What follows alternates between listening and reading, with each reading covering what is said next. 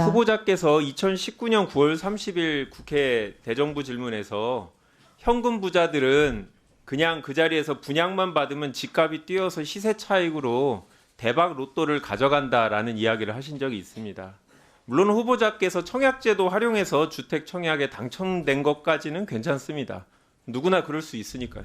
근데 이제 문제는 부당하게 대박 로또 당첨이 돼서 타인의 기회를 뺏은 게 아닌가, 그런 의혹이 제기된다는 건데요.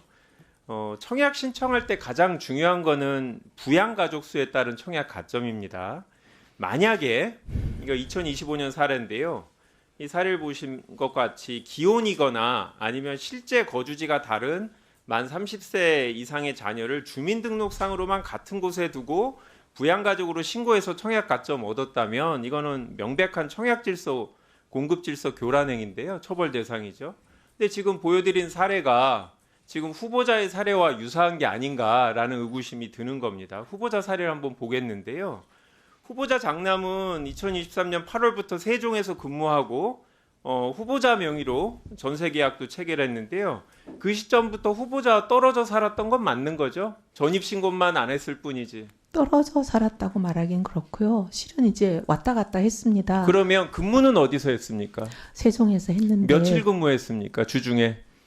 그게 이제 국책연구기관의 사정이 좀 있습니다. 아, 그러면 출근 안 하고 재택근무합니까? 그렇지는 않지만 주중에는 세종에서 근무하고 주말에는 일이 후보자랑 같이 근무한 아니요, 겁니까? 주중에도 서울에 일이 많습니다. 아니, 많은데 네. 그러면 주 거주지가 어디입니까? 주 거주지는 딱 정하기는 어렵죠. 아유, 여기 세종이죠. 주민등록을 안 한 건 별개로 실제로 주중엔 세종에 있고 주말엔 뭐 후보자랑 있었을 수도 있죠. 주말에도 어디 있었는지 모르겠습니다만. 근데 전세계약 체결할 때 아까 이소영 의원님도 지적하셨는데 보통 전입신고하고 확정일자 받으면 됩니다. 물론 전세권 설정하는 방법도 있는데 그 비중은 서울의 경우 작년 1월에서 3월까지 3.2%밖에 없습니다. 제가 통계 확인해 봤습니다. 그거는 전입신고를 할 수 없는 아주 예외적인 경우에만 활용하는 거죠. 후보자님은 이 세종 아파트에 대해서 전세권 설정하셨죠.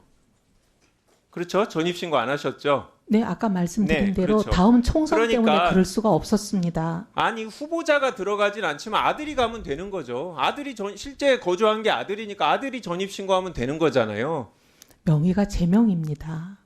아니, 어머니 명의라도 아들이 못 사는 게 안 되나요? 법적으로 아무 문제가 없습니다. 그런 문제 없고 아들이 전입신고를 안 한 거는 그거는 아까 얘기하시기로는 뭐 서울에 다른 직장을 구할 가능성도 있어서 안 했다고 설명하셨잖아요. 가능성이 있는 게 아니라 실제로 구했습니다. 아니, 그러면 네. 세종에 전입신고했다가 서울에 직업을 구하면 다시 서울로 전입신고하면 되는 거죠.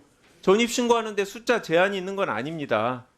그러니까 처음부터 전세계약 체결할 때 아들이 전입신고를 할 생각이 없었던 거죠. 그러니까 계약서를 보면 특약사항에 전세권 설정 의무가 있습니다. 임대인이 동의한다고. 결혼 얘기를 해보겠는데요. 2023년 12월 16일 날 결혼을 하고 그 다음에 1월 19일 날 신혼집 입주 일자입니다. 계약서상. 근데 이제 아까 설명하기 위해 결혼 직후에 이제 불화가 생겨서 신혼집에 들어가지 않았다고 했는데 근데 이상합니다. 왜? 결혼식 이후의 문제가 아니라 이번에도 똑같이 결혼 전에 이미 신혼집 전세 계약을 체결할 때 이례적인 특약사항으로 임대인의 전세권 설정 의무가 들어갑니다. 세종하고 똑같습니다. 그러니까 결혼식 직후가 아니라 결혼하기 전에 부부가 신혼집을 알아볼 때부터 전입신고를 할 생각이 없었던 겁니다. 그러니까 서울 시내에서 단 3.2%밖에 안 하는 전세권 설정 등기를 한 거죠. 비용이 어떠냐고요? 전입신고하고 확정일자 받는데 후보자님 얼마 비용 드는지 아십니까? 600원 들어요. 그러니까 다 그렇게 하죠. 그러면 지금 용산 신혼집 전세권 설정하면 얼마 드는 줄 아십니까? 대략 200만 원 들어요. 말소할 땐요. 말소도 임차인이 부담합니다. 그러면 400만 원 드는 거거든요. 그러니까 전입신고하면 되는 건데 아들이 전입신고하면 되죠. 불화가 있어도 아들이 전입신고하면 되잖아요. 처음부터 전입신고할 생각이 없었기 때문에 전세권 계약을 체결한 거 아니냐. 400만 원을 부담하고 그런 의혹이 드는 거고요. 또 아까 며느리의 전출입 관련해서 얘기했잖아요. 같이 사는 게 불편할 수도 있어요. 후보자 가족이 들어가면 며느리가 다른 집으로 갈 수도 있죠. 그런데 왜 이 부동산 주민등록 전출입 내역을 보면 그냥 나가면 되지 왜 며느리가 전출하고 다른 곳으로 주소 옮겼다가 후보자 가족이 떠나고 나니까 다시 전입을 합니까? 그냥 가방 싸고 갔다가 돌아오면 되는데. 그때는 그럴 계획이 아니었습니다. 그때는 아니 네. 그냥 잠깐 비워주면 될 때 왜 굳이 전출까지 하냐는 거죠. 아니 그러니까 잠깐 비워줄 계획이 아니라 관계가 어려워져서 이제 끝나는 걸로 저희는 알았습니다. 그거는 네. 나중에 봤을 때 후보자 가족과 전혀 관계가 없는 이 여성분이 들어있으면 관공서에서 이게 무슨 관계냐라고 물어봤을 때 사실은 배우자 아니냐라는 게 드러날 가능성이 있기 때문에 한 주민등록에 며느리 이름을 넣기 싫어서 미리 6일 전에 뺐다가 후보자가 빼니까 바로 그 다음날 들어온 거죠. 청약 신청서 양식 볼게요. 여기 보면 아들이 한 게 아니라 후보자 배우자가 하시는 건데 가족 기재하게 돼 있죠. 여기에 부영가족 몇 명으로 기재하셨습니까?